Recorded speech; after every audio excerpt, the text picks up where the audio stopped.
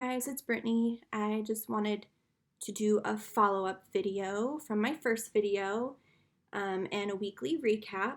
Surprisingly, I got some positive feedback on my first video, which was surprising because I kind of just winged it. But most of all, my video review has helped me learn what I did right and wrong and what I can do better. So I wanted to make another video, and I'm going to continue this to help myself and maybe help other people too. So the cannabis and biotech sectors are heating up.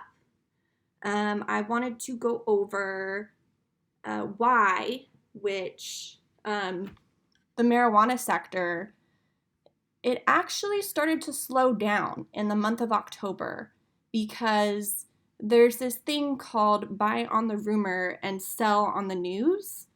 Well, during the summer, it was rumored and everyone pretty much knew it was going to get legalized in Canada.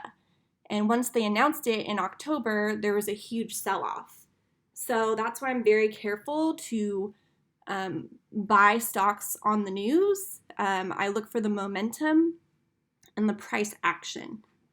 So I'm going to follow up on my last trade, which is CVSI, per my last video. I bought it at $3.77 and I sold here at $4.52. I did mention that I was hesitant and thought about holding it overnight. It did end up going up the next day, but I don't give a shit because I still made 20% on my money.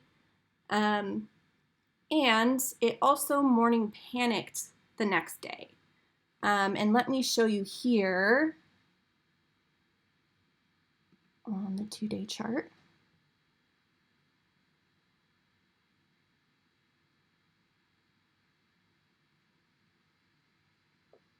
So essentially, a morning panic, some of you might not know this, basically the stock goes down super quickly in seconds or minutes. And that probably would have shook me out and scared me, and probably I would have sold lower than what I sold the day before at 452. It would have messed with my psyche because a stock dropping very quickly with your money in it, it really does get to your emotions. And that's also why I make a plan prior to trading and having my hard-earned money on it, because I'm not emotional when my money's not in the market. I'm very emotional and I don't think as logically in making plans when I'm actually trading. So morning panics happen for a couple of reasons. One, it's a huge sell-off. Basically, people are cashing in their profits, so it goes down pretty quickly. And then second of all, it takes out stop losses too. So this is one reason why I do not use stop losses. I use my own mental stops to get out of a stock, is because especially in, actually pretty much only in OTC stocks, stop losses get taken out. It's not like the NASDAQ and New York Stock Exchange, the big trading platforms. Sorry, that's my roommate. It's not like the bigger trading platforms where everything's computer and automatic. There's market makers that fill these orders in for the OTCs. And the market makers see all these stop losses, and there's a lot of manipulation in OTC stocks, and sometimes they will purposely take out people's stop losses.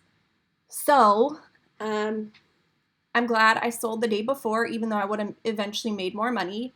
The next day it actually went up to $5.40, so I could have made close to $2 a share, but that's okay. There's still plenty of opportunities and money to be made. And again, I made 20% within a couple days, so I'm still happy with my trade. I also another marijuana stock that's been heating up the last couple of days, NBEV. They also do CBD drinks, which are the cannabis infused drinks, which I had never heard of them until I started trading stocks, but apparently it's a thing. And yeah, this one, it started running up again this week. Again, there's more rumors that other countries and states are going to be legalizing marijuana. So it's starting to heat up again. And also, the biotechs are heating up. So on Friday, which Fridays are the best days for morning spikes, ADIL. This one is a biotech, and this one had a huge run up. So it closed at 350, but we'll go over the day chart. Its high a day was at 5 from the 2s, so that is really significant. However, I missed the run up in the morning, and I do not chase. Too many times when I've chased a stock going up, I'd get a horrible entry and it'd go back down and I'd go out for a loss. So I never chase. I try not to buy stocks that I don't already have a plan for. But this would have been a good buy if I was prepared for it. But I wasn't. So, it's better not to take the trade than a bad trade. Same with... Oh, and the reason why this one went up is because they are currently in phase 3 for FDA approval. So anything regarding FDA type of stuff usually gets these stocks moving. But again, you got to be careful on buy on the rumor, sell on the news. OGEN, which is another biotech stock, that one had a good run up as well. But as you see, I missed this run up again. Didn't want to chase, didn't really have a plan for it. So I didn't want to trade it. But I was watching it all day to see what it does. And I always keep these big runners in mind and I research them. So next time it spikes up, I'll be prepared. Age, this is another biotech. And it's actually a new IPO. So they've only been on the market for 2 days so far, but it's gone up over 100% within 2 days. But again, there's not a lot of history. I trade stocks by looking at the past, so there's not really any past I can look at to judge what it might do in the future. So, but it's going up a lot. It's a huge percent gainer. There's obviously a lot of hype around new stocks that come on the market. So it's definitely one to keep an eye on and see if there's continued hype. And I know Age and OGEN, they both have news announcements on Monday. So usually when these companies have announcements, first of all, they're usually on Mondays. Second of all, when a company is going to present somewhere, it's almost always positive because they want to sell shares of their stock. And of course, they want to make money for their companies. They're not going to talk shit about their own company. So that's something to keep in mind and keep an eye out too, which with positive news, people like that and people get hopeful and want to buy. So yeah, I'm going to research this some more this weekend and come up with a plan on my watch list and see what they do next week. But again, I did miss all 3 of these run-ups on Friday, and sometimes the best trade is no trade at all. Definitely not making any money is way better than potentially losing a lot of money. So yeah. Also as an FYI, I trade these low price stocks knowing 99% of them will fail. There is a huge failure rate. I trade them for the momentum, for short-term profits. So people know I trade stocks, some people. So sometimes I get asked what stocks to pick to invest in. I'm not the best person to ask that.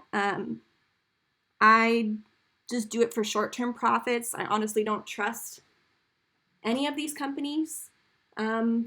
People also ask why I trade some of these junk companies. It's because I'm competing against a lot of people who don't research and just want to get rich quick. The higher price stocks, the hedge fund people, the financially savvy people are in the more higher price stocks. and they are way smarter and know way more than I do. And they don't trade these junk low price companies. So when I do my homework, I have more of an edge against people that don't do their research. So it's just a unique niche in the market that I love. So, plus, as you saw, I made 20% of my money in 2 days, and I've made even more than that too. So, with mutual funds and these higher price stocks, especially if you have a smaller account, you're lucky to make 10% in a year. So, that's why I trade penny stocks, and I'm excited. These sectors are heating up, and I'm going to do everything I can to prepare for the next trade. So, thanks for listening, and I hope everyone has a good weekend.